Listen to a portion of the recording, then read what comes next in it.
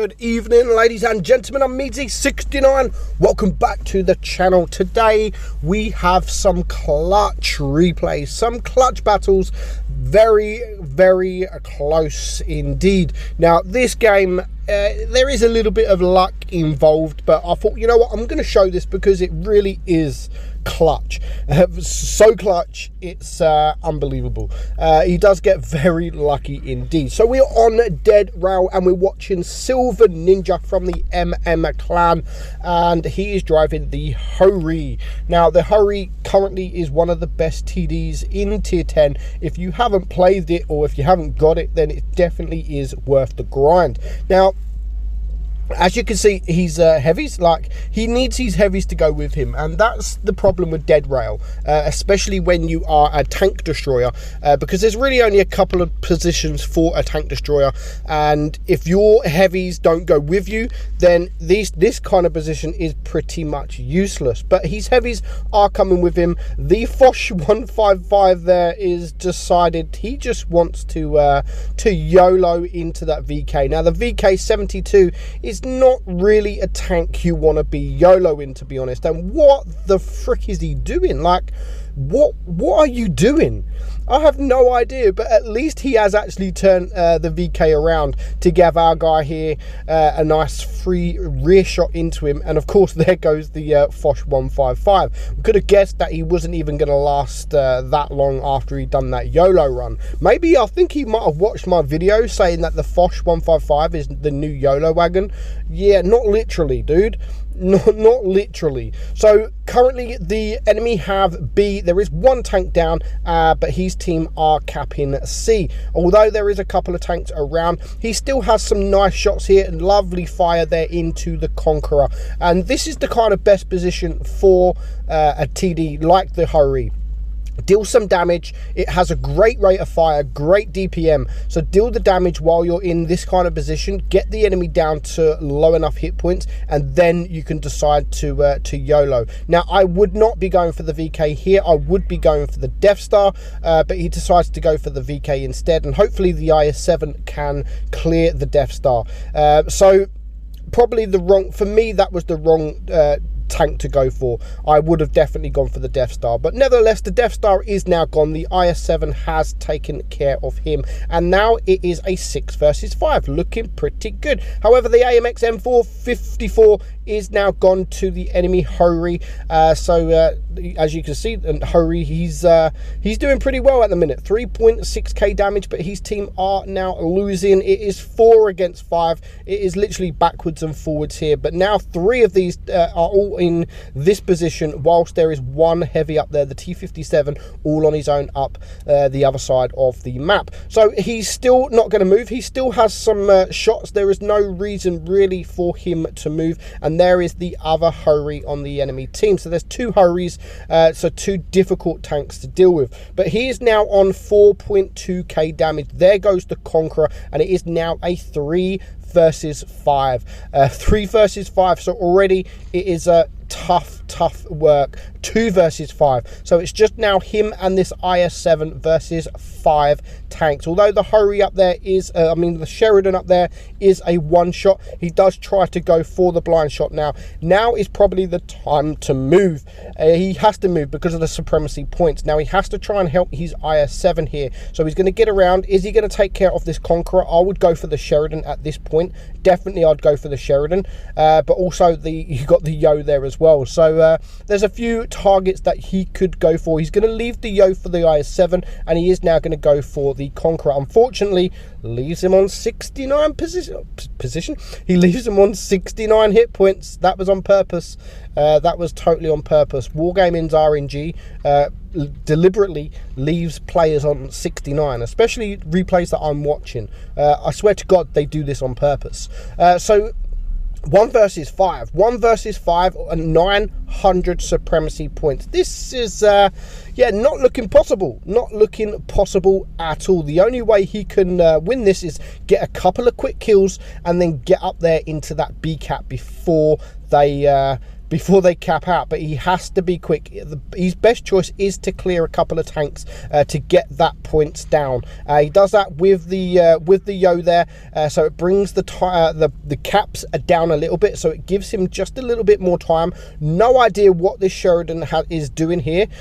Just that little, he went to go up the hill and then he stopped. That is absolutely vital, but he gets a bounce there from the Conqueror.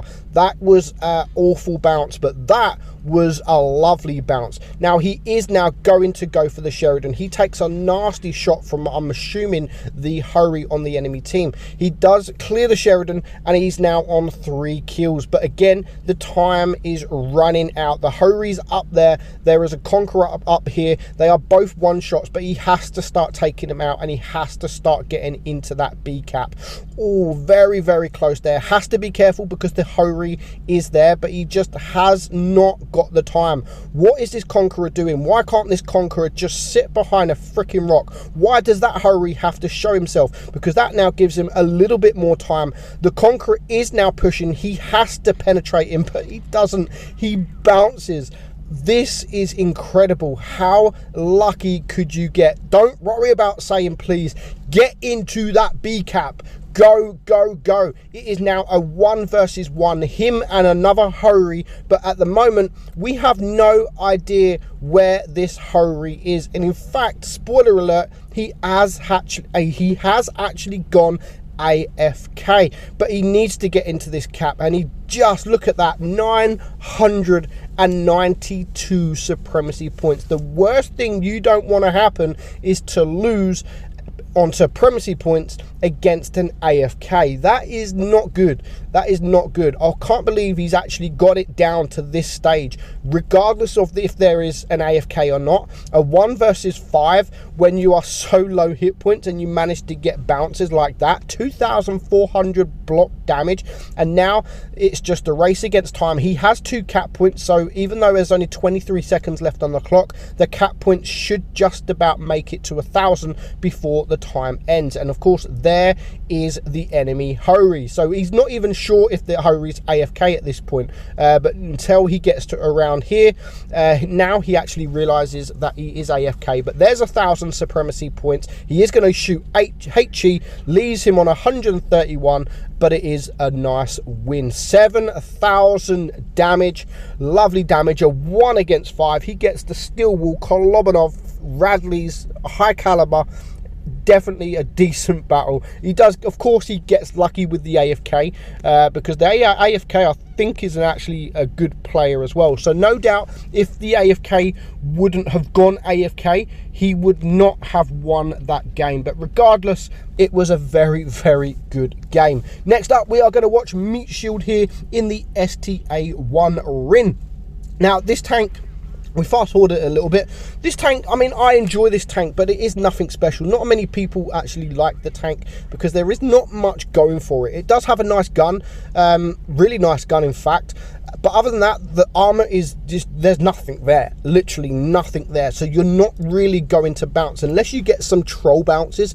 You're not really going to bounce anything. People can HE you from almost anywhere, so you do have to bear that in mind. But other than that, the only thing really I like about the tank is that gun. The gun is really good. In fact, the gun on this whole line is pretty good. Now, he's already got 1100 damage and he already has a kill. Now, because that Pantera has run away, has that left this T95 on his own? So him and his platoon mate are going to try and rush this T95. You can see him trying to get away. There's not really much you can do when you get left alone. I know the T95 come this way to help his medium tanks. He didn't really expect one of them to run away, and of course when you do that in a tank like the T95 and the mediums run away, there really isn't much you can do about it. You're not going to be able to run away, so he just has to really, the only choice he has got is to stand here and fight. And of course when you've got a couple of medium tanks all around you and a heavy tank and a TD, there is not really much you can do. So there goes a dangerous target but a slow target. The T95 has now gone. The Pantera there who ran away earlier, he he paid the price, and his platoon mate has killed, not his platoon mate, sorry, whoever that was has killed him. The Yo has killed him. So it's now 7 against 4. Nice and easy. It should be a pretty easy win, right? Yeah, think otherwise. It's not always as it seems, and bear that in mind. It's never over. Just because it's a 7 versus 5 or 7 versus 4 or 7 versus 3, in that situation, the last game, a 2 against 5, it is never over until the game finishes, like everyone's dead or the points, because I've seen it so many times where people kind of give up because they think they have won, or they kind of YOLO to try and get more damage because they think they have won. It's, yeah, you could be wrong, so don't do that. Don't, even if it is a 7 versus 1 or 7 versus 3 or whatever, always make sure you play like it is kind of like a 1 versus 1, because now it is a 5 versus 3, and his team are losing a lot of hit points. There goes 2 tanks, and now all of a sudden it's a 3 versus 2, but the T30 is very low hit points, very low hit points. The standard B, yeah, he's got half his hit points, but he doesn't have much armor, so his hit points can just vanish out of nowhere. So 4.3k damage now from our ST1 STA. Now that is already a decent amount of damage for this kind of tank. There goes the T30. The KV4 manages to take care of him, and now the IS-6 has found himself in a sticky situation that he cannot get out of. He needs just to reverse to the building, but at this time he's already lost too many hit points to even be able to do anything. He might be able to do a little bit of damage to this guy, but he lost too many hit points. It took him too long to get to that building behind, and again he pays the price. So it's now a 2 versus 1. Of course, the standard B is very low hit points, and the KV4 is it's a tough tank to get rid of, to clear, especially if it is a medium tank in tier 8. It's got good armor. When you are, I mean, you can see there, it's got decent enough armor.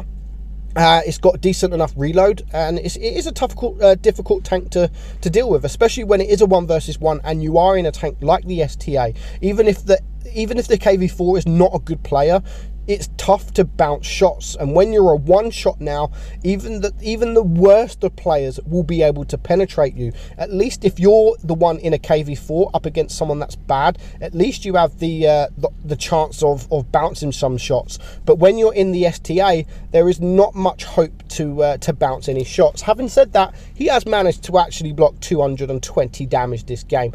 Amazing, absolutely amazing. He's now on 6.5k damage, 6,600 damage in an STA. I believe this is the highest ever game recorded in the STA. Now, very close there. He almost gets taken out by the KV4. He shows himself, but he does manage to back up in time to not get shot. So he has just over a minute left on the clock. He knows where the tank is. The KV4 knows where he is, but because he's a 1 shot, he does have to be very, very careful. Now you can see there the enemy saying that he wants the draw.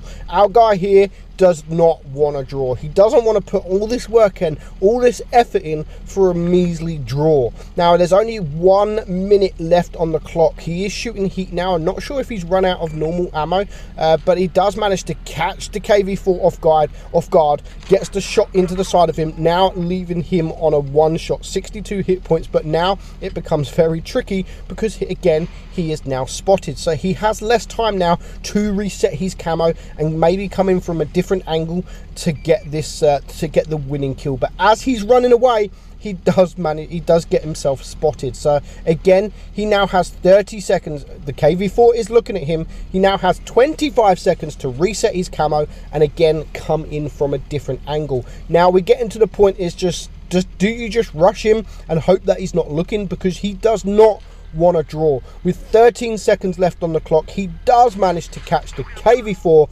off guard, and a lovely, beautiful win in the STA.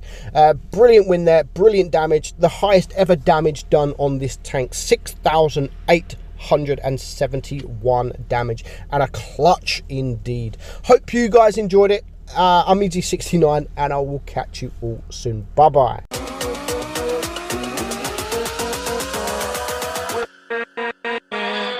with